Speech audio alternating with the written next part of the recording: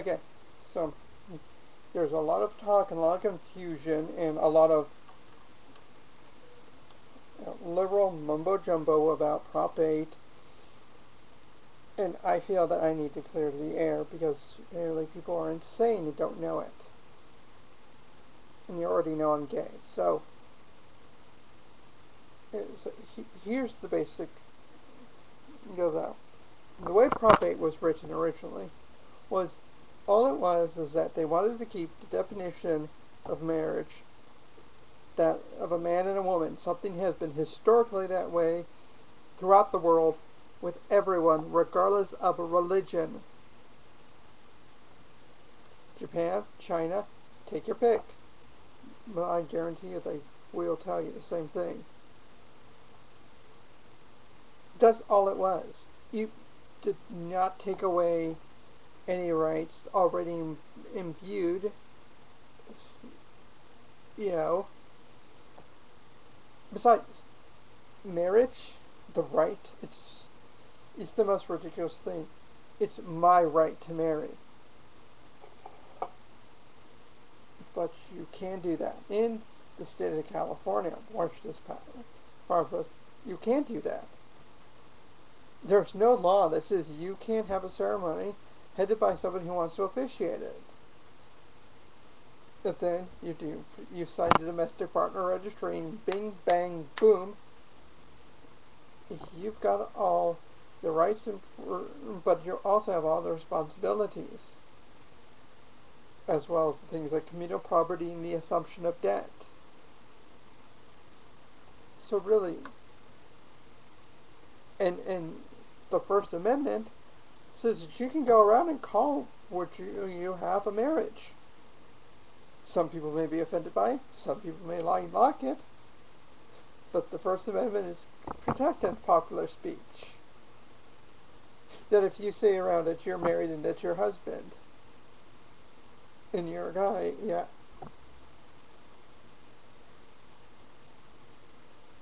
So really, it passing changes absolutely nothing. It changes nothing in the ways of you being able to have a ceremony and be recognized as a couple. There's nothing definitely stopping you personally from choosing to call it a marriage. Now, this may blow some people's minds. Some people may hate me for it because how dare a gay man espouse conservative views? You should be liberal, and that's your point. A big problem is a lot of gay people are liberal, and liberals are not known for their love of individual liberties or, keeping with traditional terms. God forbid we actually use traditional terms. But that's what my sort of thing is. You don't really care. Your rights still are not affected. Okay? For all of you to see, California, you go to ca.gov, look up Family Code Section 297.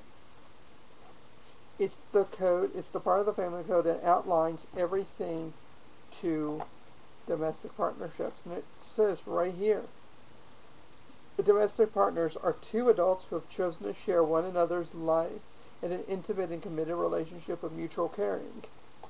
A domestic partnership shall be established in California when both persons file a declaration of domestic partnership with the Secretary of State. And I'd like to let you know this, that guess what? When when a man and a woman decide to get married, they have to file a marriage license before as well, okay? So don't think that you have to do something. And this is the thing, too.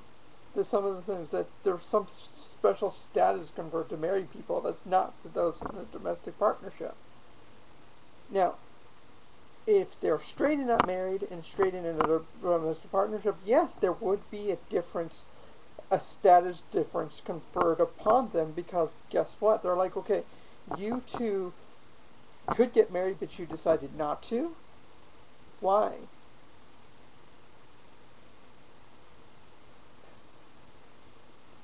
but this is getting a lot. However, so California's taken care of. But yet there's other states that need to implement things like this. Not just complete total bans and no guarantee of rights for same-sex couples, but they need to put something in there that says that you have these rights. They can never be taken away from you. Just, we will never call it a marriage, but, you know, if you want to, be fine. But let's read just a little bit more of this. Here, right in the get-go, Registered Gentleman, Section 297.5, subsection A.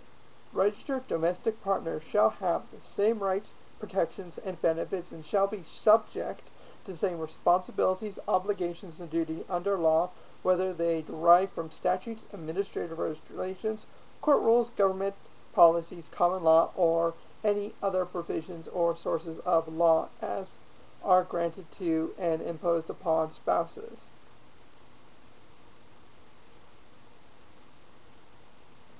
Section B is for former registered. Section C is surviving registered. Section D is for provides children. Section E.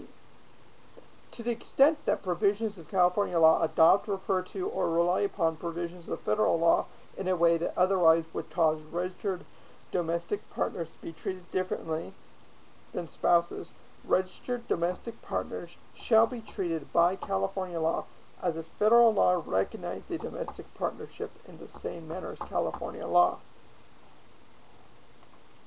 It's not really that long to read, and it's really short read, but it's very detailed and very precise on what it offers.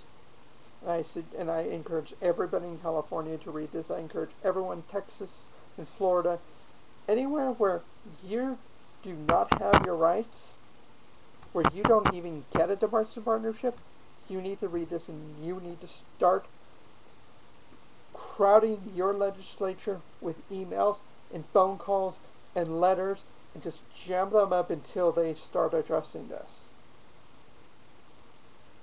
But for God's sakes, please don't go again with the redefinition of a terminology that's unnecessary. But anyways, there's a bigger thing at stake here, is that DoMA, signed in by Clinton, yes, a Democrat, and one who espouses to be a Miller liberal, signed in a bill, didn't change it, didn't modify it, didn't veto it, signed it in without any hampers. In fact, he, Biden, and Obama have all gone on record saying that they do not support gay marriage. So why don't you take that in your pipe and smoke it? But there is one thing you can do. There's a link right here. Right here on the side. It's to an online petition that states that DoMA needs to be amended to include this information. And then a lot of it is posted of what California law has done, which is actually pretty well written. So, I encourage you to sign this. Sign this and get everyone else to sign it. Because if you can get enough, if we can get enough signatures on this, we can start to show, yes.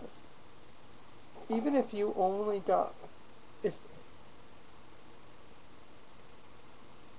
only, I know, it seems like a long buzz, if only 1 million people from every state signed this, you'd have 50 million people. That's 1/6 the size of the current population of the nation. And an even bigger number when you go to actual voting sizes. It becomes an even larger percentage. But that's really all I have to say on the subject. Your best bet is to go sign the petition and get everybody else to sign it. I put the link right here. The link's also in Facebook currently, if you're on